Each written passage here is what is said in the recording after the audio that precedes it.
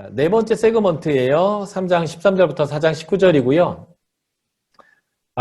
세 번째 세그먼트는 고난 중에서 순종하는 삶인데, 사회적 제도에. 네 번째 세그먼트는 고난 가운데 선을 행하는 삶입니다. 다르게 말하면 거룩한 삶이죠. 거룩을 행하는 삶인데요. 이 고난의 문제가 사회적 편견 때문에 그래요. 기독교인에 대한 사회적 편견. 예. 이 편견에 대항하는 방법은 역시 예수 그리스도의 본을 따르는 것인데요. 예수 그리스도가 의인이지만 불의한 자를 대신하셨던 그 본을 따라서 우리가 사회적 편견에 의해서 나는 의로운데 나는 잘못한 게 없는데 사람들이 우리에게 뭐라고 할 때에 우리가 어떻게 해야 되는가? 오히려 이럴 때 우리는 선을 행해야 된다는 거예요. 억울하다. 우리 한번 힘과 힘을 한번 해볼래. 정권 한번 바꿔버린다. 뭐 이러면서 이제 우리가 힘을 쓴다기보다는 잘못된 것은 바꿔야죠. 예, 바뀌어야 될 정권이면 바뀌어야 되고, 뭐 그런 거 얘기하는 게 아니라 우리가 이럴 때는 힘을 쓰는 게 아니라 오히려 동감하면서 선을 행할 수 있는 그런 영성이 기독교적 영성의 배경이다 라고 보시면 좋겠다라는 것이고요. 자, 사회적 편견으로 인한 고난을 알 수 있는 대표적인 구절이 4장 4절인데요. 이러므로 우리가 그들과 함께 그런 극한 방탕에 다름질하지 아니하는 것을 그들이 이상히 여겨 비방한다. 고대에서는 경기장에서 경기할 때 나체로 경기했죠. 그리고 여러 가지 음란한 것이라든지 아니면 검투처럼 사람을 싸워서 서로 죽이게 해놓고 막 열광하고 하는 이런 것들 있었는데 기독교인들은 유대인들, 기독교인들은 이런 것을 가지 않았어요. 그러니까 좀 굉장히 다르게 살죠. 그런 것들이 다르다가 좋다라는 의미로가 아니라 얘네 좀 이상하네 라고 하는 것들로 보여지면서 좀 이게 오히려 어려움을 당하는 사회적 편견들이 있었다라는 것이죠. 자, 그래서 고난 가운데 선을 행하는 삶은 예수 그리스도의 본을 따르는 삶인데요. 예수님의 사역을 보면 예수님이 죽으셨어요. 예수님이 죽으셨는데 의인으로서 불의한 자를 대신하셔서 죽으셨다. 이게 이제 우리가 보여야 될 아주 중요한 태도이죠. 예. 이 의인으로서 불의한 자를 대신하여 죽었기 때문에 죄인인 우리를 하나님 앞으로 인도하셨고요. 예. 심지어 예수님은 그 영으로 지옥에 가서 지옥에 있는 영들에게까지 복음을 선포하셨다라고 얘기합니다. 이게 난제인데요. 나중에 이 부분은 좀 다시 설명드리기로 하고요. 예수님은 우리뿐만 아니라 이미 지옥에 있는 자들에게까지도 하나님의 이 구원을 선포했다. 그래서 불의한 자를 위하여 의인이 죽었을 때의 모습들이 이제 이런 내용이고요. 그리고 예수님이 부활하셨는데요. 그 부활하심이 우리를 구원하게 됐고 세례 구원하는 표를 통해서 선한 양심의 모습을 우리가 갖게 되었다는 거예요. 우리가 이제 로마서 6장에서 세례가 무엇인지 봤고요. 갈라디아서 2장 20절도 내가 그리스도와 함께 십자가에 못 박혔으니 이제 내가 사는 것이 아니라 내 안에 그리스도가 사시는 것이라 이러면 세례는 죽었다가 다시 살아나는 거예요. 다시 살아나는데 거듭난다고 표현하죠. 그것이 다시 태어나는 것이 세례인데 바로 예수님이 죽었다 다시 살아나는 것처럼 우리가 예수 안에서 죽었다 다시 살아나는, 그래서 에베소의 표현을 얘기하면 옛사람을 벗어버리고 새 사람을 입는 것이 세례다라고 하는 것인데 이게 이제 부활과 연관되고요. 그래서 예수님은 부활하신 후에 승천하셔서 하늘에 오르사 하나님 우편에 계시니 천사들과 권세들과 능력들이 예수에게 복종했습니다. 이제 빌립보서 2장에서 예수님이 종의 형체를 입고 오셔서 지극히 높여졌다라고 하는 것과 같은 이제 메시지인데요. 예. 이것과 이제 관련된 부분이 시편 110편을 보시면 멜기세덱의 반차를 쫓는 예수님이 하나님의 우편에서 모든 권세를 가지고 마지막에 심판주로 오시는 내용들이 이 시편 110편이 나오거든요. 그것과 연관된 표현인데 예수 그리스도가 이런 식으로 사역을 하셨다는 거죠. 이 사역의 본을 우리가 따라가는 겁니다. 우리도 이렇게 세상을 향하여서 억울하지만 선을 행하면 그들이 구원을 경험하고 그들이 하나님의 백성으로 다시 태어날 수 있도록 할 수 있다는 것입니다. 자, 세례에 대해서 한번 볼까요? 베드로전서 3장 21절 봤더니 세례는 구원의 표다라고 얘기합니다. 예. 물은 예수 그리스도의 부활하심으로 말미암아 구원하는 표니 곧 세례라라고 얘기하는데요. 예. 요 물이 노아의 홍수 때의 물을 얘기하는 거거든요. 그래서 쉬운 성경으로 제가 이 부분을 써놨습니다. 그 홍수는 이제 여러분을 구원하는 세례와 같습니다. 그러니까 노아의 홍수가 세례와 같다는 거예요. 그러니까 노아의 홍수는 그러니까 결국 구원을 위한 하나님의 심판 사역이었다라는 거죠. 예. 그 홍수는 이제 여러분들 구원하는 세례와 같은 것입니다. 몸을 깨끗하게 씻는 것이 아니라 선한 마음으로 하나님께 내 삶을 드리며 정결하게 살기를 약속하는 것입니다. 네. 바로 이것을 위해 예수 그리스도께서 죽음에서 부활하셨습니다. 세례는 몸을 씻는 게 아니라 우리의 속, 마음을 하나님 앞에서 정결하게 씻는 것이다 라고 말하는 거죠.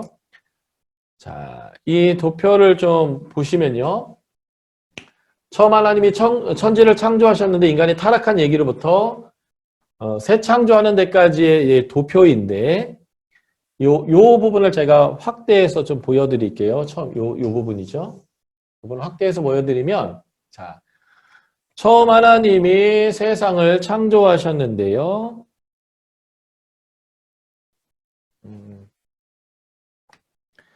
처음 하나님이 세상을 창조하셨는데 인간이 타락을 하게 됩니다. 그래서 하나님이 다시 창조하는 내용이 노아의 홍수의 사건이에요. 예. 홍수는 재창조의 사건인데 창세기 1장 2절에 보면 하나님의 첫 창조가 물의 혼돈 상태의 질서를 부여하는 것이었습니다. 창세기 1장 2절에 땅이 혼돈하고 공허하며 흑암이 깊음이 있었는데 이것을 안식의 상태로 바꿔놓은 게 노아의 홍수거든요. 예, 그래서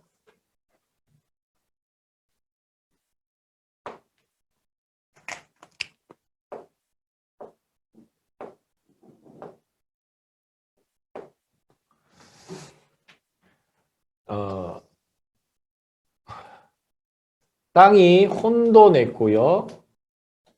공허했고 흑암이 깊었는데 이것을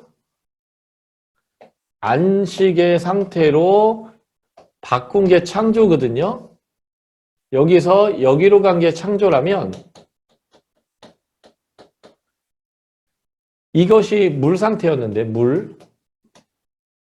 물의 질서를 부여한 사건이라면 다시 40일 밤낮 비를 쏟아부어서 다시 이 물 상태로 되돌아간 게 홍수의 상태고요.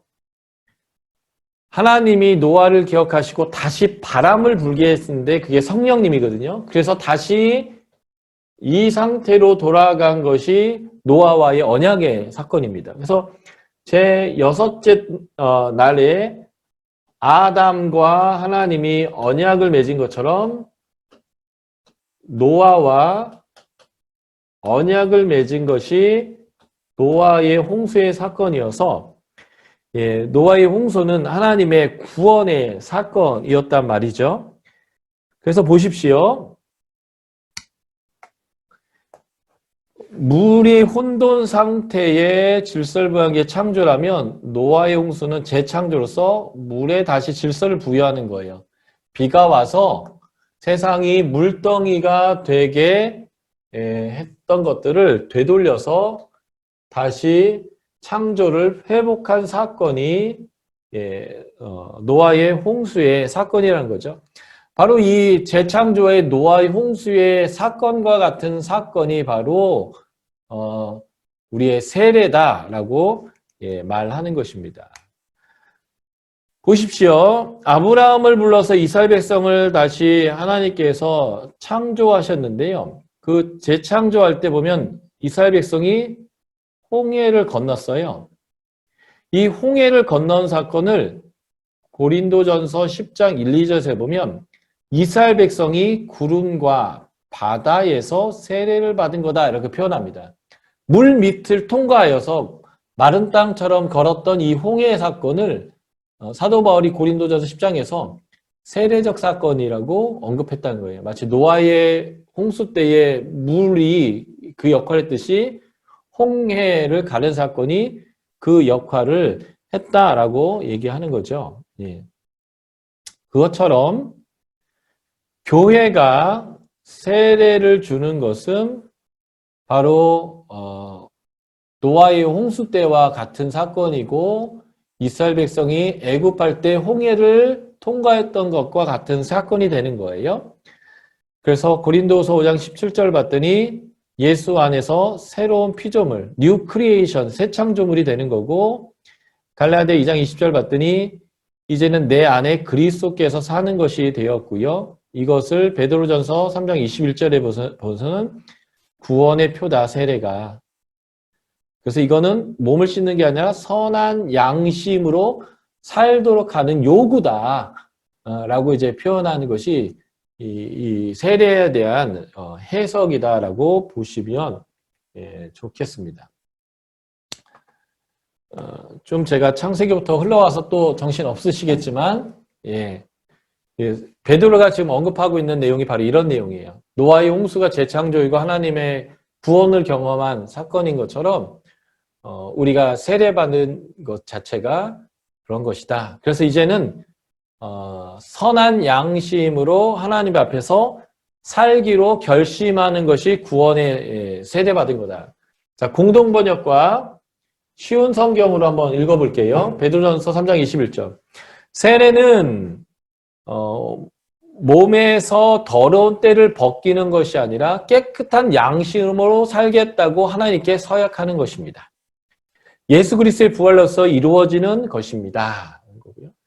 이것을 쉬운 성경을 읽으면 그 홍수는 이제 여러분을 구원하는 세례와 같은 것입니다. 몸을 깨끗하게 씻는 것이 아니라 선한 마음으로 하나님께 내 삶을 드리며 정결하게 살기로 약속하는 것입니다. 바로 이것을 위해 예수 그리스도께서 죽음에서 부활하셨습니다.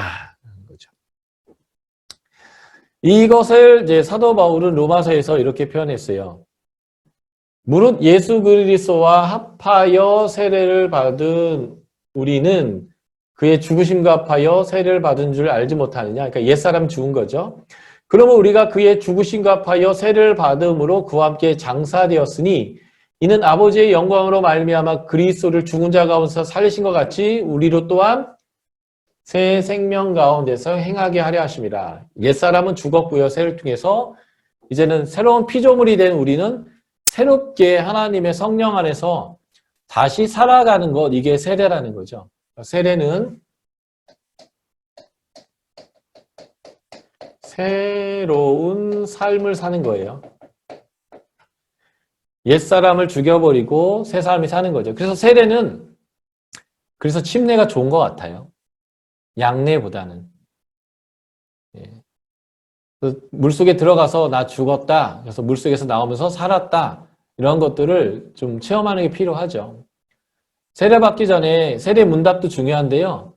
세수대에다 코 박고 몇 초까지 참을 수 있는지, 1분 참을 수 있는지, 2분 참을 수 있는지를 계산하고 침례를 하면서 그거보다 10초 정도를 더 넣었다 빼면 세례의 효과가 확실합니다. 물론 앰뷸런스도 옆에 와 있어야 되고 응급처치할 수 있는 사람도 와야 되는데 그렇게 한번 죽었다 살아나 봐야 이제 나는 옛사람, 욕심꾸러기의 삶, 미워하던 삶, 나만을 위했던 삶 버리고 이제는 주를 위한 삶으로 이제 새 생명을 이제 태어났다. 이렇게 한번 경험하는 게 실제 세례인데, 양례를 하다 보니까 그냥 아무 의미 없이 그냥 교회에서 하는 거니까 하나보다 이렇게 하는 세례가 되는 것 같아요. 근데 이제 그 의미를 잘 설명해 준다면 양례도 세례적 효과가 저는 동일하다고 생각하는데, 이양 예식으로 교육적 효과는 침례가 좀 더 낫겠다. 이양 침례할 거면 거의 죽기 직전까지 갔다가 꺼내주는 그런 센스도 발휘해 볼 필요가 있겠다. 뭐 이런 거고요. 예. 사람의 목숨을 왔다 갔다 하는 거에서 장난치면 안 되겠지만, 정말 심각한 거거든요, 세례는. 내가 예전처럼 살지 않겠다. 예전처럼 사고하지 않겠다.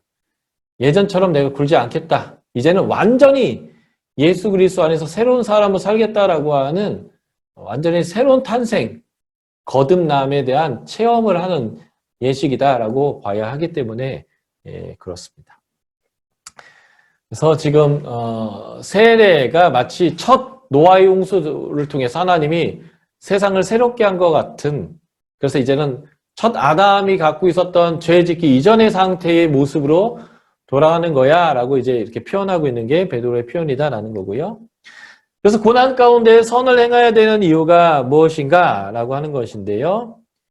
고난 가운데 선을 행해야 되는 이유, 첫 번째는요, 우리가 선을 행한다면, 사람들이 우리를 해하지 않을 것입니다.